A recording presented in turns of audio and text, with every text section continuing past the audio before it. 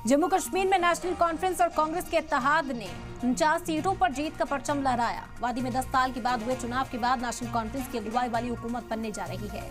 जम्मू कश्मीर में एनसी की वापसी पर उमर अब्दुल्ला ने साफ इशारा दिया है कि आर्टिकल 370 को खत्म करने के खिलाफ आवाज बुलंद करते रहेंगे। यानी आर्टिकल 370 पर असली सियासत अभी होनी बाकी है, क्योंकि नेशनल कॉन्फ्रेंस के एजेंडे में ये मुद्दा सबसे अहम है।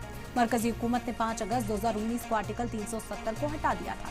इसके बाद ही इस पर सियासत तेज हो गई थी। जम्मू कश्मीर की इलाकाई पार्टियां इसकी बहाली की मांग कर रही हैं। ऐसे में बड़ा सवाल है कि क्या जम्मू कश्मीर में आर्टिकल 370 की वापसी मुमकिन है?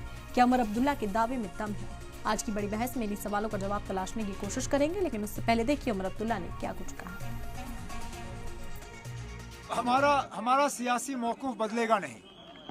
हमने कभी ये नहीं कहा कि हम 370 पे खामोश रहेंगे या 370 हमारे लिए अब मुद्दा रहा नहीं, लेकिन हम लोगों को बेवकूफ़ बनाने के लिए भी तैयार नहीं है। मैंने बार बार आप लोगों से कहा है, इस इलेक्शन से पहले भी, कि उन लोगों से उम्मीद करना जिन लोगों ने 370 हमसे लिया कि हम उन्हीं से वापस हासिल करेंगे, वो बेवकूफ़ी है।